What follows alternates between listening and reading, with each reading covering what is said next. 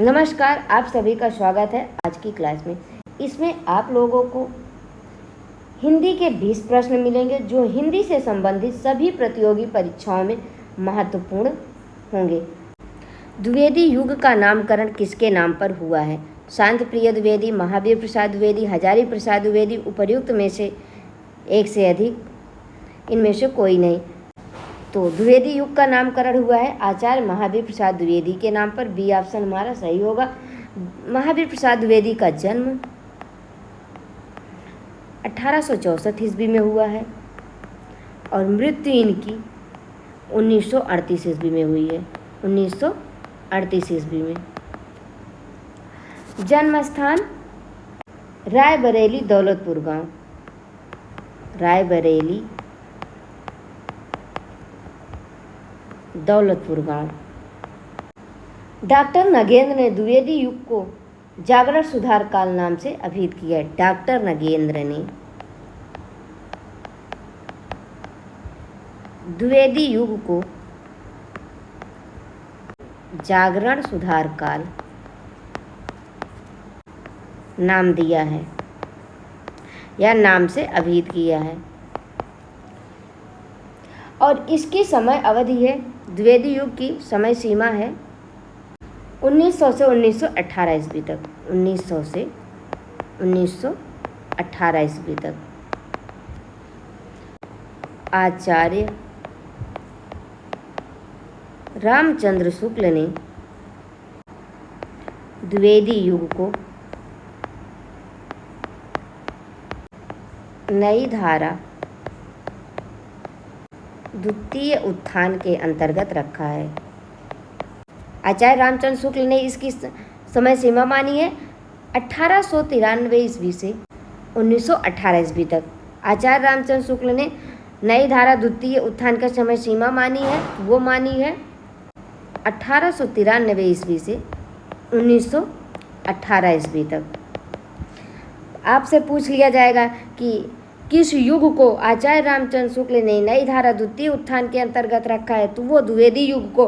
और समय सीमा कब से कब तक मानी है, तो 1893 से 1918 ईस्वी तक मानी है। और द्विवेदी युग को किसने जागरण सुधार काल नाम दिया है, तो डॉक्टर नगेंद्र ने दिया है। और समय सीमा कब से कब तक मानी है, तो 1900 से 1918 ईस्वी तक मानी है। और द्विवेदी युग का नामकरण किसके नाम पर हुआ, तो महावीर प्रसाद द्विवेदी के नाम पर हुआ है। इनमें से कौन सा कवि तार सप्तक में सम्मिलित नहीं है? रामविलास शर्मा, प्रभाकर माचवे, केदारनाथ सिंह, उपर्युक्त में से एक से अधिक, इनमें से कोई नहीं। जिसमें हमको बताना है कि कौन सा कवि तार सप्तक में सम्मिलित नहीं है, तो वह केदारनाथ सिंह। सी ऑप्शन हमारा सही होगा। ये तीसरे सप्तक के कवि हैं। केदारनाथ सिंह तीसरे सप्तक के कवि हैं। और तीसरे सप्तक के अन्य कवि हैं, अन्य कवि तीसरे सप्तक के हैं, वो हैं केदारनाथ सिंह, कुंवर नारायण, केदारनाथ सिंह, कुंवर नारायण, कीर्ति चौधरी, विजय देव नारायण सागरी, प्रयाग नारायण शुक्ल, सॉरी ये प्रयाग नारायण त्रिपाठी हैं। प्रयाग नारायण त्रिपाठी, सर्वेश्वर दयाल सक्सेना, मदन वात्स्यायन, मदन वात्स्यायन, ये जो है सभी जो है तीसरे सप्तक के कवि। और तीसरा सप्तक कब जो है सन है, तीसरे सप्तक का सन 1959 ईस्वी। अगला प्रश्न है, द्विवेदी युगीन ऐसा कौन सा कवि है जिन्होंने अपना पूरा काव्य ब्रज भाषा में लिखा है? गया प्रसाद शुक्ल, स्नेही, जगन्नाथ दास रत्नाकर, श्रीधर पाठक, उपर्युक्त से एक से अधिक, इनमें से कोई नहीं। तो इस प्रश्न में हमको बताना है कि कौन सा कवि है जिन्होंने अपना पूरा काव्य ब्रज भाषा में ही लिखा है और किसी भाषा का प्रयोग नहीं किया है, तो वो जगन्नाथ दास रत्नाकर जी हैं। जन्म इनका 1866 ईस्वी, मृत्यु इनकी 1932 ईस्वी। और पिता इनके जगन्नाथ दास रत्नाकर के पिता हैं पुरुषोत्तम दास, पिता पुरुषोत्तम दास। और गुरु इनके हैं नवीन लाल चतुर्वेदी, नवीन लाल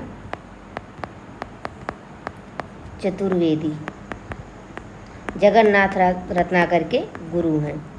जकी उपनाम से उर्दू में कविता करते थे। उर्दू में इनकी कविता, उर्दू में जकी उपनाम से कविता करते थे। जकी उपनाम से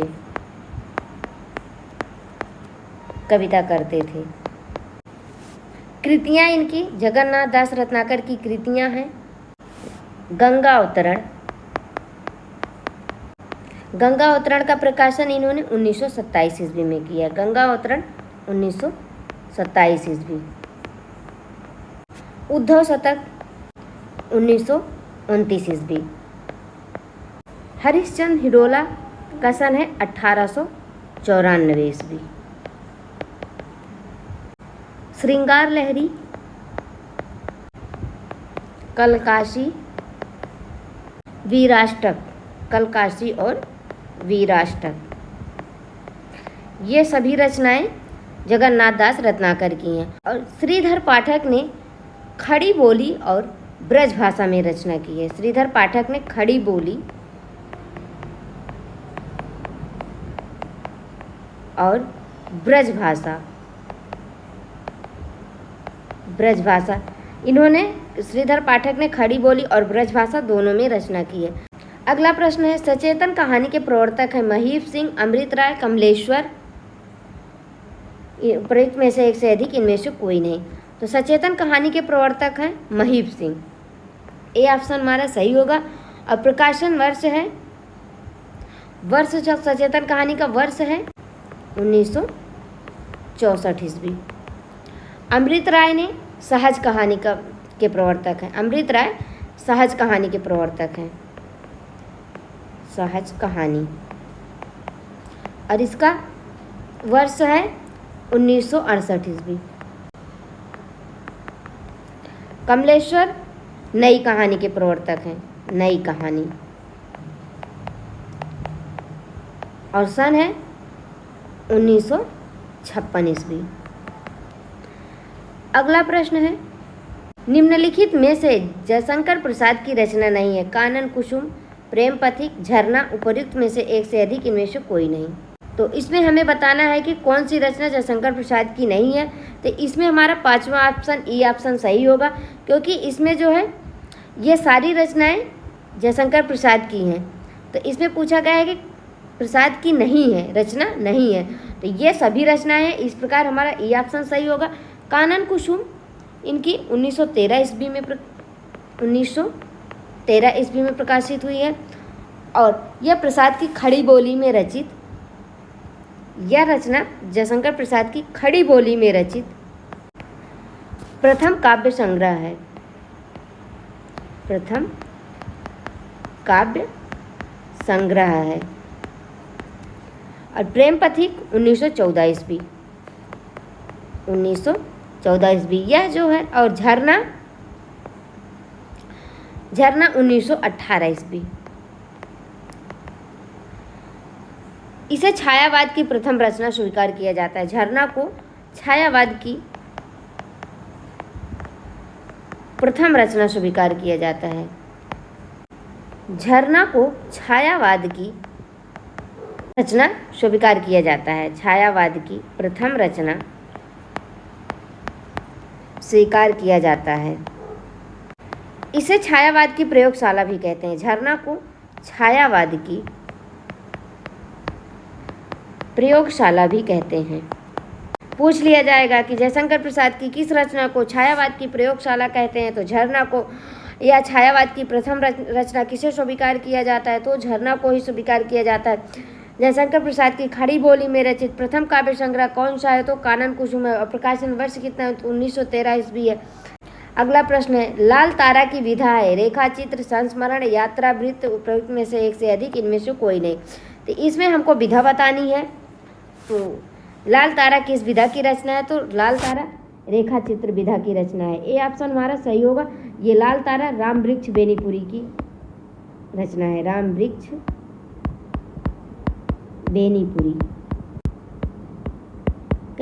बेनीपुरी की रेखा चित्र विधा की रचना है।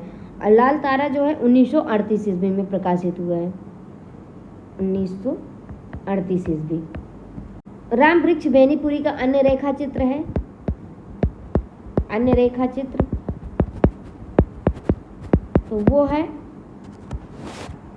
माटी की मूर्तें, माटी की मूर्तें 1946 ईस्वी। गेहूं और गुलाब 1950 ईस्वी। मील के पत्थर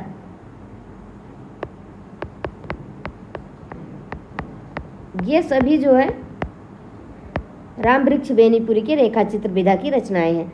अगला प्रश्न है, जंगल के जीव संस्मरण के लेखक हैं राम वृक्ष बेनीपुरी, श्री राम शर्मा, राम नरेश त्रिपाठी, उपर्युक्त में से एक से अधिक, इनमें से कोई नहीं।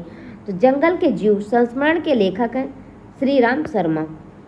इनका जो है अन्य संस्मरण है शिकार 1936 ईस्वी। प्राणों का सौदा, जंगल के जीव ये 1949 ईस्वी में प्रकाशित हुआ है। वे जीते कैसे हैं 1957 ईस्वी। वे जीते कैसे हैं 1957 ईस्वी में लिखा गया है। और सन 42 के संस्मरण, सन 42 के संस्मरण, 42 के संस्मरण ये सभी जो है श्री राम शर्मा के संस्मरण हैं। अगला प्रश्न है, मानस का हंस उपन्यास के लेखक कौन है? रांगे राघव, अमृतलाल नागर, चतुर्सेन शास्त्री, उपर्युक्त में से एक से अधिक, इनमें से कोई नहीं। तो मानस का हंस उपन्यास के लेखक हैं अमृतलाल नागर। और इनका अन्य उपन्यास है महाकाल, सेठ बांकेलाल, बूंद और समुद्र, शतरंज की मोहरे, सुहाग के नुपुर, अमृत और विष, खंजन नयन, बिखरे तिनके, करवट, पीढ़ियाँ, ये सभी अमृतलाल नागर के जो हैं उपन्यास हैं। अगला प्रश्न है, रीतिकालीन कवि भूषण की रचना है शिवा बावनी, शिवराज भूषण, भाषा भूषण, उपर्युक्त में से एक से अधिक, इनमें से कोई नहीं। तो रीतिकालीन कवि भूषण की रचना है तो वो है डी ऑप्शन सही होगा, क्योंकि शिवा बावनी और शिवराज भूषण दोनों जो है रीतकालीन कवि भूषण की रचना है। और भाषा भूषण जसवंत सिंह की रचना है, भाषा भूषण जसवंत सिंह की रचना है। इनकी कवि भूषण की एक अन्य रचना भी है छत्रसाल दशक, छत्रसाल दशक, इनकी एक रचना छत्रसाल दशक भी है भूषण की। तो इस प्रकार इसमें हमारा डी ऑप्शन सही होगा। अगला प्रश्न है, कबीर का संबंध किस काव्यधारा से है? प्रेम मार्गी सूफी काव्यधारा, ज्ञान मार्गी निर्गुण भक्ति धारा, कृष्ण भक्ति धारा, उपर्युक्त में से एक से अधिक, इनमें से कोई नहीं। तो कबीर का संबंध जो है ज्ञान मार्गी निर्गुण भक्ति धारा से है। बी ऑप्शन हमारा सही होगा। आचार्य रामचंद्र शुक्ल ने भक्ति काल को दो शाखाओं में विभक्त किया है। आचार्य रामचंद्र शुक्ल ने भक्ति काल को दो शाखाओं में विभक्त किया है, सगुण और निर्गुण धारा, सगुण धारा और निर्गुण धारा। पुनः इनके दो दो भेद किए हैं, सगुण धारा और निर्गुण धारा के भी आचार्य रामचंद्र शुक्ल ने दो दो भेद किए हैं। सगुण धारा के दो भेद किए हैं, रामाश्रयी और कृष्णाश्रयी, रामाश्रयी और कृष्णाश्रयी। रामाश्रयी के कवि हैं गोस्वामी तुलसीदास, गोस्वामी तुलसीदास। और कृष्णाश्रयी के कवि हैं सूरदास। और निर्गुण धारा के को जो है इन्होंने निर्गुण धारा को इन्होंने दो भागों में बांटा है, वो है ज्ञानाश्रयी और प्रेमाश्रयी। ज्ञानाश्रयी, काव्य धारा और प्रेमाश्रयी। तो ज्ञानाश्रयी के कवि हैं तो कबीरदास प्रतिनिधि कवि हैं, और प्रेमाश्रयी के कवि हैं मलिक मोहम्मद जायसी। प्रेमाश्रयी को एक अन्य नाम से भी जाना जाता है, सूफी काव्य धारा के नाम से भी जाना जाता है। प्रेमाश्रयी को सूफी काव्य धारा के नाम से भी जाना जाता है। श्रृंगार रस का स्थायी भाव है रति, उत्साह, निर्वेद, उपर्युक्त में से एक से अधिक इनमें से कोई नहीं। तो श्रृंगार रस का स्थायी भाव है रति, ये ऑप्शन हमारा सही होगा। श्रृंगार रस के देवता हैं कामदेव या विष्णु। कामदेव या विष्णु दोनों इनके देवता हैं। पेपर में अगर कामदेव दिया है तो भी सही है, विष्णु दिया है तो भी सही है। और श्रृंगार रस का वर्ण है श्याम। उत्साह जो है वीर रस का स्थायी भाव है, वीर रस का। निर्वेद जो है शांत रस का स्थायी भाव है। अगला प्रश्न है द्वंद्व समास में कौन सा पद प्रधान होता है? उत्तर पद, प्रथम पद, दोनों पद, उपर्युक्त में से एक से अधिक इनमें से कोई नहीं। तो द्वंद्व समास में जो है दोनों पद प्रधान होता है, सी ऑप्शन हमारा सही होगा। जैसे उदाहरण देखिए, माता पिता, माता और पिता, गाय बैल, भाई बहन। और द्वंद्व समास के तीन भेद हैं, द्वंद्व समास के तीन भेद हैं।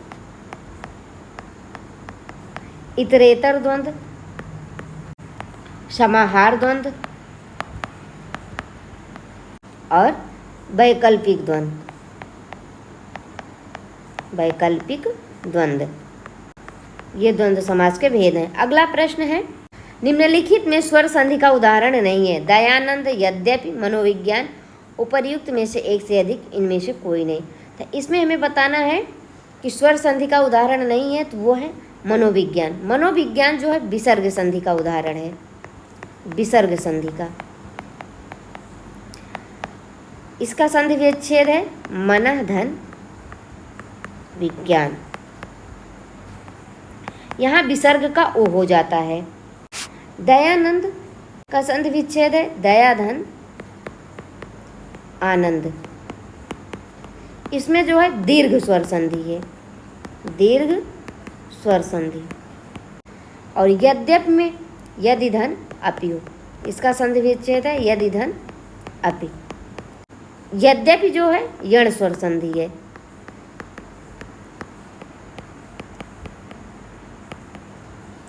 अगला प्रश्न है नमक का दरोगा कहानी के लेखक हैं प्रेमचंद, जयशंकर प्रसाद, रामचंद्र शुक्ल, उपयुक्त में से एक से अधिक इनमें से कोई नहीं। तो नमक का दरोगा कहानी के लेखक है प्रेमचंद, मुंशी प्रेमचंद।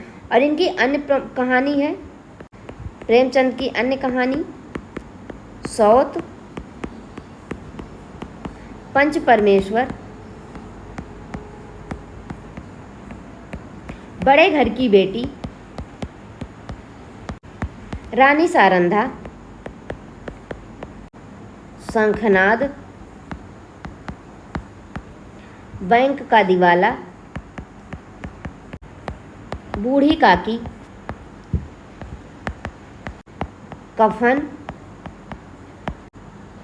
शतरंज के खिलाड़ी। ये सभी इनकी कहानी है।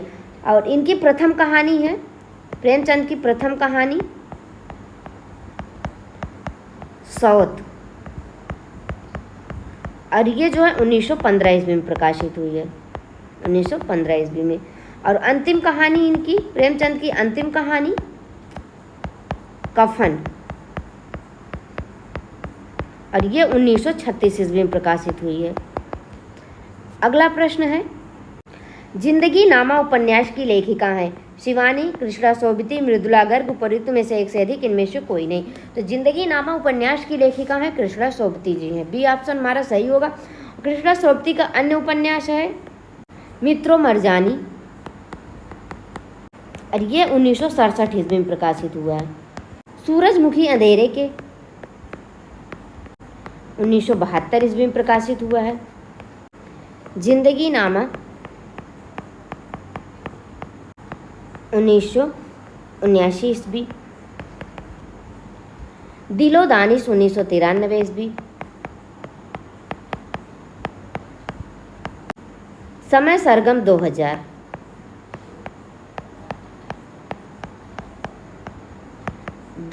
ईस्वी। ये सभी उपन्यास इनके बहुत ही महत्वपूर्ण हैं। चलिए अगला प्रश्न देखते हैं। अगला प्रश्न है रामचरितमानस की रचना किसने की है? गोस्वामी तुलसीदास ने, वाल्मीकि ने, केशवदास ने, उपयुक्त में से एक से अधिक, इनमें से कोई नहीं। तो रामचरितमानस की रचना की है गोस्वामी तुलसीदास ने, और यह जो है संवत 1631 में चैत्र शुक्ल रामनवमी दिन मंगलवार को की है। दिन मंगलवार को की है। और सन में अगर पूछा जाए तो सन 1574 ईस्वी, 1574 ईस्वी में की है। और इसे लिखने में जो है समय लगा है 2 वर्ष 7 माह 26 दिन, 2 वर्ष 7 माह 26 दिन का समय लगा है। और यह जो है प्रबंध काव्य है। भाषा रामचरितमानस की अवधि है, भाषा अवधि, और छंद इसका दोहा चौपाई है। दोहा और चौपाई, दोहा और चौपाई दोनों छंदों का प्रयोग किया गया है। छंदों की संख्या जो है रामचरितमानस में, छंदों की संख्या है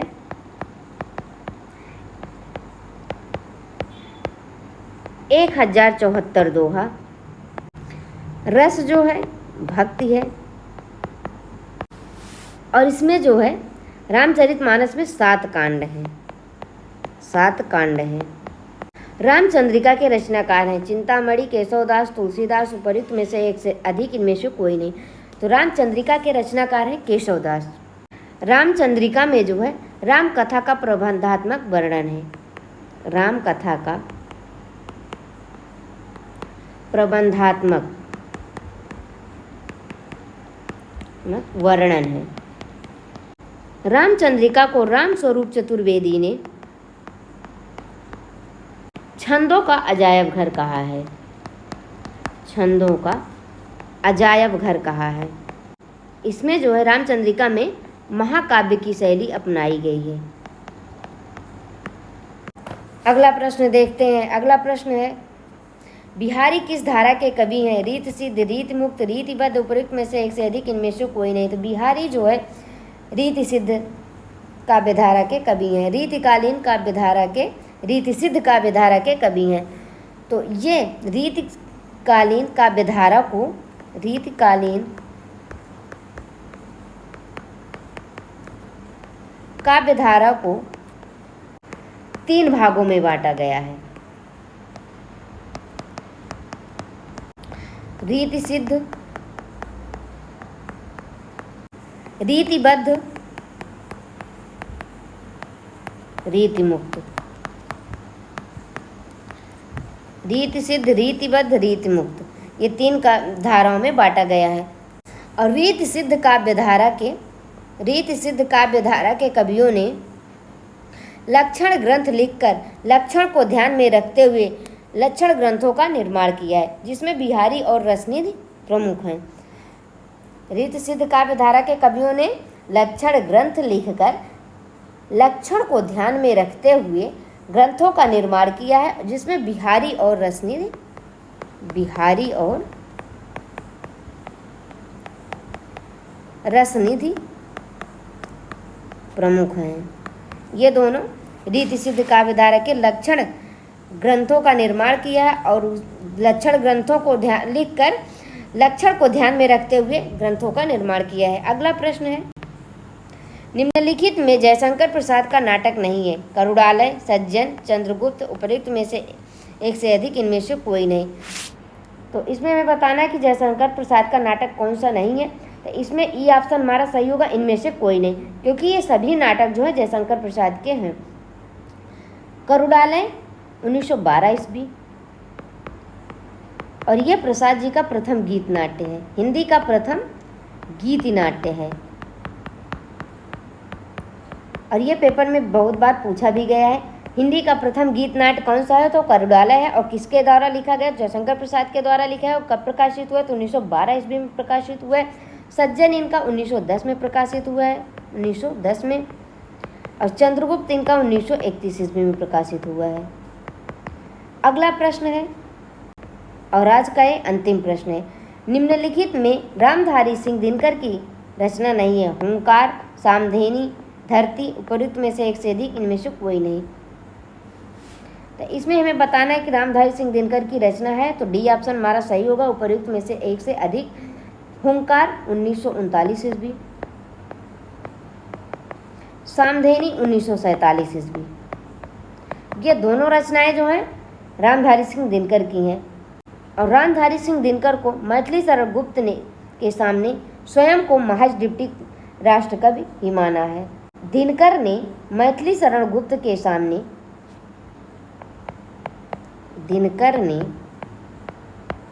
मैथिली शरण गुप्त के सामने